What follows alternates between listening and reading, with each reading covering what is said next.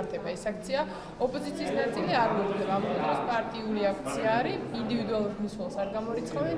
თქვენ რა სიტყოდით, ეხება თუ არა ამ აქციებს კონკრეტული შედეგი? თავისთავად, რა თქმა უნდა, რაღაც აქცია ჩატარდება, სხვა გამოსავალი და გზა ამ შემთხვევაში ნაციონალურ მოძრაობას არ გააჩნია. ამ აქციას რაიმე კონკრეტული შედეგი, რა თქმა უნდა, არ ექნება, იმიტომ რომ თავისთავად მოთხოვნა, რა მოთხოვნაც მათ აქვს ამ აქციაზე დაყენებული, არანაირად არ ეწერება აქციის ფორმატში, ამასთან დაკავშირებით საქართველოს კანონმდებლობა კაფეო რეგულაციებს იძლევა. გამომდინარე აქედან, რა თქმა უნდა, ეს აქცია მხოლოდ არის საკუთარი თავის გასამხნევებლად გაკეთებული აქცია, რომელსაც თვითონ შინაარსობრივად მე ვფიქრობ, რომ რაიმე მნიშვნელოვანი ზეგავლენა არსებულ სიტუაციაზე არ ექნება. ხო, დატოველა.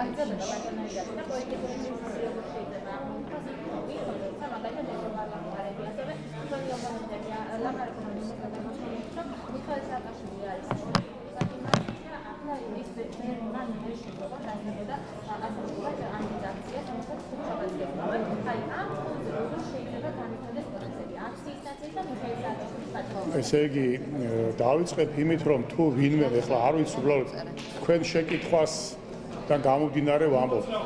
თუ ვინმე საერთოდ ამბობს, რომ პოლიტპატიმარია, იმიტომ რომ აქციაზე დასწრების უფლებას არ აძლევენო, საერთოდ ხო, ამიტომ კითხვა დავაზუსტოთ ხოლმე რა. პოლიტპატიმარია და ამიტომ ვინა თქვა რომ პოლიტპატიმარია, ხო? ხო, ოპონენტი აბა რა სიტყვის კაცო. ყველაფერს აქვს თავისი შინაარსობრივი განმარტება და თავისი, რო ვიტყვიან, სტატუსი, როგორ ენიჭება. არანაირი პოლიტპატიმარი არ არის, არის პოლიტიკოსი, რომელმაც ჩაიდინა უმძიმესი დანაშაულებები, რომლის გამოსაც მას სასამართლოს სამაინსტანცია შესაბამისი მსჯავრი დასდო, შემოიპარა ქვეყანაში არალეგალურად, დაკავებული იქნა და მოთავსებული არის პენიტენციალურ დაწესებაში. მისი მდგომარეობა არის ნათელი ამ მხრივ. ეხლა პოლიტიკური ოპონენტი რო ამას რა თქმა უნდა სხვანაირ შეფასებას მისცემს, თუ ქვეყნის შიგნით, თუ ქვეყნის გარეთ, ამით აქ რეალობა არ იცვლება. პოლიტიკური პროცესი გაგრძელდება ნორმალურად. მეორე ტურები ჩატარდება 20 ოქტომბერს და ქვეყანა გააგრძელებს ცხოვრებას. ბიუჯეტთან დაკავშირებით თქვენი პოზიცია როგორია? დაამთავრეს და როგორ განიმუშტება იმ ვითარებაში, რომ ეს ნაციონალური მოძრაობის ლიდერი არის ციხეში ამბრუნდება, ოფიციალური მონაცემებით და 70% მოსახლეობის უჭერს მხარს ნაციონალურ მოძრაობას. ეს კიდევ უფრო მეტად გაახდინა. და ირაკლი ღარიბაშვილი მასალე განაცხადა, რომ როგორ აკეთებს თქვენ ახლა ესე იგი არის გარკვეული პოლიტიკური ძალა და მისი ლიდერი, რომლის ერთადერთი ამოცანა არის ქვეყანაში შექმნას პოლიტიკური კრიზისი. ეს არის მათი, ასე ვთქვათ, მთავარი მიზანი, იმიტომ არჩევნების გზით ხელისუფლებაში ვერ მოდიან. გამოსავალი აქედან არის ერთადერთი, რომ ნებისმიერი მეთოდით შექმნან ქვეყანაში პოლიტიკური კრიზისი, აიმღრეს წყალი, ქვეყანაში იქნება რამე ცუდი მოხდეს და რამენაირად ძალაუფლება ჩაიგდონ ხელში. ეს არ არის პოლიტიკური კრიზისი, ეს არის ქვეყნის წინაშე, ასე ვთქვათ, დესტრუქციული ქმედება. ამ პოლიტიკურ კრიზისის ისინი, რაც ეს პარლამენტი აირჩია, პერმანენტულად ცდილობენ, რომ გააღრმავონ, მაგრამ არ გამოდის. მისი შემოპარვა ქვეყანაში სწორედ პოლიტიკური კრიზისის გარღვევას ემსახურებოდა, მაგრამ მოხდა საპატიმროში. ასე რომ, ნუ ექნება იმედი მას, რომ იგი გამოიწვევს პოლიტიკურ კრიზისს, ის თავის სასჯელს მოიხდის ჩვენი ქვეყნის პენიტენციალურ სისტემაში და ქვეყანა გააგრძელებს ცხოვრებას. მათ შორის ჩატარდება არჩევნებიც, ჩატარდება ყველა ის რეფორმები და განვითარების ყველა ის გეზი იქნება ბოლომდე მიყვანილი, რაც ქვეყნის წინაშე დგას და მნიშვნელოვანია და 2024 წლის არჩევნებამდეც მივალთ მშვიდობიანად. კომპრომისი აქ არის ერთადერთი, რომ მან პატივის წეს თავისი ოდესღაც მისი ქვეყნის კანონმდებლობას. არსებდა პატივს არც პრეზიდენტობის დროს, მან შეიქმნა პუტინზე უფრო მაგარი კონსტიტუცია. ძალაუფლების კონცენტრაცია მოახდინა იმისთანა, რომ არ დასიზრებია სოფლიოში არსებს კონსტიტუციაში. ეხლა აქეთ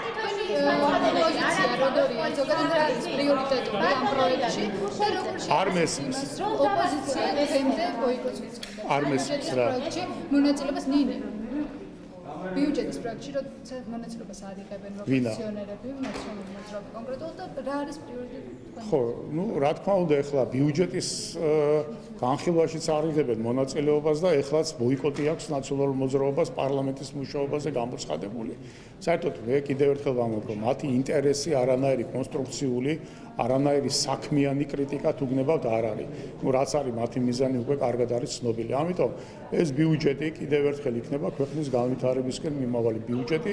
ჩვენ გამოვდივართ COVID მდგომარეობის მიერ გამოწვეული ეკონომიკური იმ კრიზისიდან და ქვეყანას სწრაფი განვითარების ტემპს აჩვენებს.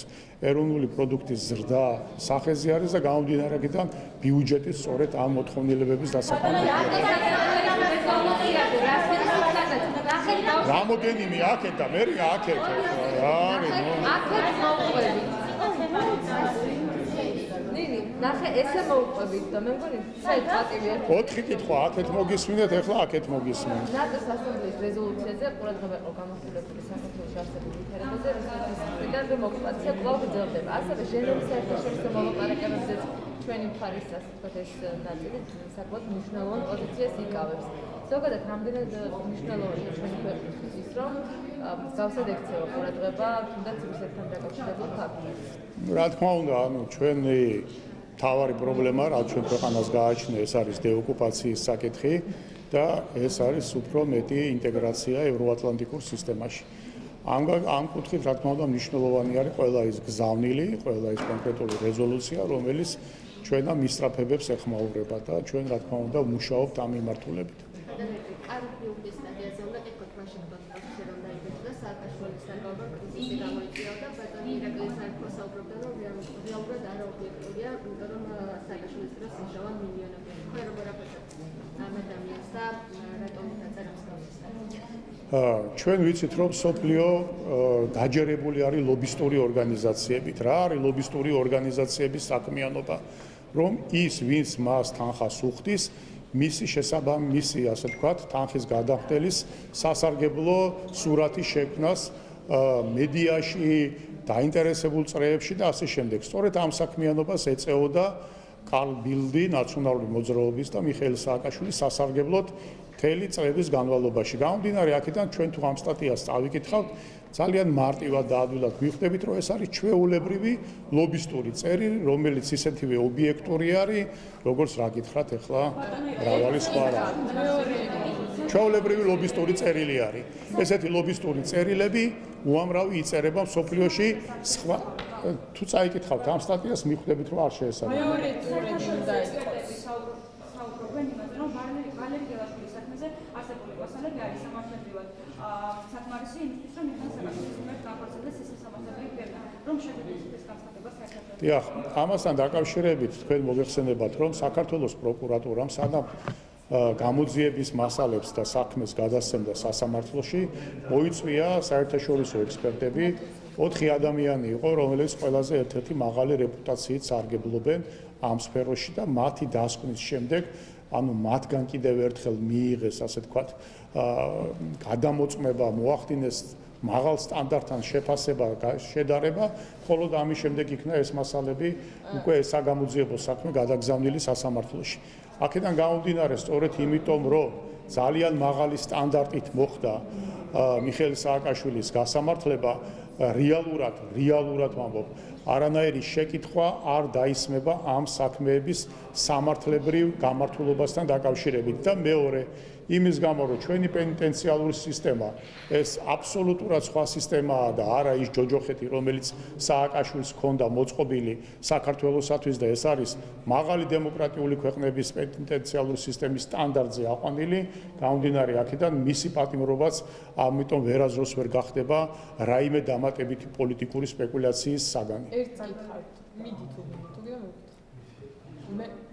მეორე ტურთან დაკავშირებით კითხავთ, მეორე ტურები უნდა იყოს ოპოზიციის ნაწილი საუბრობს ერთმანეთის მიმართ სოლიდარობაზე, მეორე ნაწილი საუბრობს კოალიციური მთავრობის შექმნაზე, როგორ ფიქრობთ, მეორე ტურში რა პერსპექტივა აქვს ოპოზიციას და აი კოალიციური მთავრობის გეგმა რამდენად რეალისტურია? საერთოდ ეს კოალიციური მთავრობის გეგმა მოკლედ უკვე ისე მოძველდა, რომ რა თქმა უნდა თვითონაც აღარ სჯერათ და მერწმუნეთ, რომ პარლამენტში წარმოდგენილი პარტიების დიდ უმრავლესობას ეს კოალიციური მთავრობა და რიგარეში არჩევნები არ სჭირდება და არც უნდა. რეალობა არის ეს.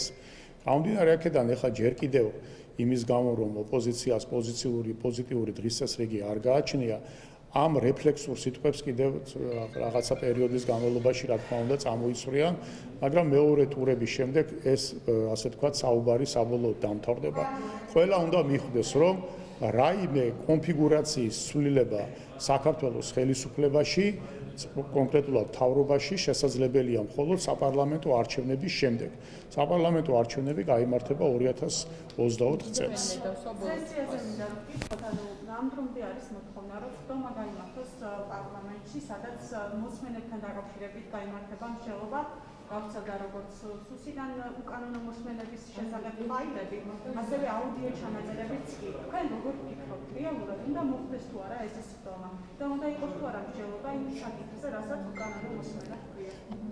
დიახ, მაგას საკითხთან დაკავშირებით ჩვენი პოზიცია უკვე დავაფიქსირეთ. ჩვენ პირველ რიგში პროკურატურამ დაიწყო გამოძიება ამასთან დაკავშირებით, იმიტომ რომ ჩვენ რომ ვიცოდეთ რეალურად რასთან გვაქვს საქმე, საჭიროა საგამოძიებო მასალები ამასთან დაკავშირებით, იმიტომ რომ დღეს ეს უკანონოა, კანონიერია, შეთითხნილია, სიმართლეა, ტყუილია, ყველა შეაფასებს ამას იმის და მიხედვით ვის რა პოლიტიკური გემოვნება ან პოზიცია უკავია. ამიტომ საგნობრივი რო იყოს საუბარი მათ შორის ამ ეგრეთ წოდებულ კრებსებთან დაკავშირებით პარლამენტს უნდა გააჩნდეს საგამოძიებო მასალები და მხოლოდ ამის შემდეგ ამ მასალებზე დაყრდნობით ჩვენ შეგვეძლება საუბარი თუ რასთან გვაქვს საქმე, გამოძიება ობიექტური იყო თუ არ იყო. წინააღმდეგ შემთხვევაში ეს ყველაფერი ჯერჯერობით რა თქმა უნდა არის ჩვეულებრივი პოლიტიკური დუღილის ასაწევად, ასე ვთქვათ, მოთხოვნა რომ გინდა თუ არა ეხლა ჩავატაროთ ეს მოსმენები და ამ მოსმენებზე რა უნდა ვილაპარაკოთ, რომ ვის რა წარმოგვიდგენია, არის ეს მართალი თუ არ არის მართალი, ხო? თუ არ იქნება დოკუმენტურად დადასტურებული, რომ ეს არის მართალი, მანამდე ყველა რა თქმა უნდა თავის სუბიექტურას გამოხატავს. როდესაც ხელისუფლება რომელიღაცა მოსმენაზე ამბობდა, რომ ეს არის დადასტურებული, ასე ვთქვათ, დიალოგი ან სხვა რაღაცა მოსმენაზე, მანამდე ამას წინ უძღოდა ხოლმე ყოველთვის გარკვეული გამოძიება, საექსპერტო დასკვნები, იქ მოცემული საუბარი, იქ მოცემული წინადადებები, ან იქ ასახული ინფორმაცია, ან მასალა არის ავტენტური თუ არ არის ავტენტური, არის დამონტაჟებული თუ არ არის. ამიტომ გამომდინარე აქედან ჩვენ უნდა დაველოდოთ იმ პირველად ინფორმაციას მაინც რაზე დაყრდნობითაც ვიმსჯელებთ. ქართული სასამართლო გამოიტანს ობიექტურ დასკვნას, თუ კი ქართული ოცნების ბრალეულობა და ხელისუფლების ბრალეულობა იკვეთება, საკუთარ დანაშაულს ხომ გამოიძიებს? თქვენ ძალიან ცუდი წარმოგედგენა გაქვთ საქართველოზე, როგორც სახელმწიფოზე. და მე დიახ, სახელმწიფო ერთი წამი, სახელმწიფოზე გეუბნებით მე და სახელმწიფოს შემადგენელი ნაწილები არის ინსტიტუცია. ის პროპაგანდა, რომელიც გაჩაღებული იქნა საქართველოს სახელმწიფო ინსტიტუტების წინააღმდეგ, მიზნად ისახავდა სწორედ იმას, რომ აი როგორი დამნაშავეც არის მიხეილ სააკაშვილი, მისი დასჯა რომ მოხდებოდა კანონის შესაბამისად, რომ მერე ამის დეზავუაცია მოხდარიყო და დევალვაცია. ერთი წამი კითხვას დავამთავრებ. ჩვენ ხო არა ვართ ახლა სტუდიაში, ხო? კითხვას მისმევთ, მე გპასუხობ. ხო. ნუ დავამთავრებ ერთ შეკითხვას და მე სუსმა რა იცოდა იმას გეტყვით კიდე. ხო? ჩამოშლილი რომ არის ინსტიტუტები, იმიტომ არის ციხეში. ხო ხვდებით მაგდენს, არა? მაშინ ხა ერთი დღით ადრე რომ მოხდარიყო არ იქნებოდა ჩამოშლილი? რა არიცოდა, რა იცით? თქვენ საიდან იცით, იცოდა, არ იცოდა? აი ხან მიხეილ სააკაშვილთან მიმართება შეკითხვა. ეხლა თქვენ ჟურნალისტი არა, ლოგიკური კი არ არის, ერთი წამი თუ შეიძლება რა. თქვენ ეხლა როგორ ჟურნალისტი, ისე კი არ მეუსაუბრებით. არა, კი არ მეკითხებით. რესპონდენტი დგავარ ბრიფინგზე, სხვა შეკითხვას პასუხობს, აბსოლუტურად სხვა შეკითხვას.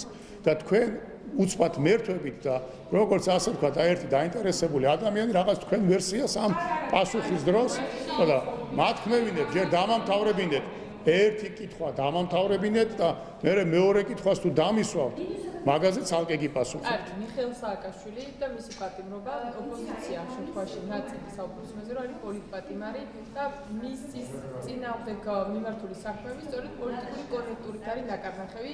თქვენ ალბათ მოგიწევთ ხო არაერთხელ იმის მტკიცება არის თუ არა პოლიტპატიმარი, თქვენი ხედვით რა გაქვთ არგუმენტი არის პირველ რიგში პოლიტპატიმარი რამოდენიმე ასე ვთქვათ განზომილებით უნდა გავზომოთ. პირველი მის მიმართ სასამართლო განაჩენები სამართლიანად არის დამდგარი თუ არა. სამართლიანად არის დამდგარი სამივე ინსტანციაში და გამომდინარე აქედან თვითონ სასამართლოს გადაწყვეტილებები არის სამართლიანი გადაწყვეტილებები. ეს ერთი. მეორე, თუ პატიმარს ემუქრება მის სიცოცხლეს, მისი უფლებებია ასე ვთქვათ შელახული ან წამების ქვეშ არის და ასე შემდეგ და ასე შემდეგ. ყველა პირობა აქვს მიხეილ სააკაშვილს შექმნილი ქართულ პენიტენციარულ სისტემაში, რომ მას სასჯელი ადამიანის უფლებების და პატიმრის უფლებების დარღვევის გარეშე მოიხადოს და მოიხადოს იმ პირობებში, რაც დემოკრატიული ქვეყნების სტანდარტს შეესაბამება. გამომდინარე აქედან, რა თქმა უნდა, არანაირი რეალური საფუძველი მის პოლიტპატიმრობაზე არ არსებობს. ის რომ იყო ის პრეზიდენტი თავს თulis პოლიტიკოსად და ის რომ მას აქვს დანაშაულები ჩადენილი, ეს არის ამ შემთხვევაში ძალიან მნიშვნელოვანი. არც ერთ ქვეყანაში, არც ერთ სოფლიოში თუ პრეზიდენტი ან სხვა თანამდებობის პირი ჩაიდენს დანაშაულს და ის გასამართლდება, ის არ ითვლება რა თქმა უნდა პოლიტპატიმრად. გამომდინარე აქედან არის რომ დღეს ახლა ამ შეფასებას ამბობს მხოლოდ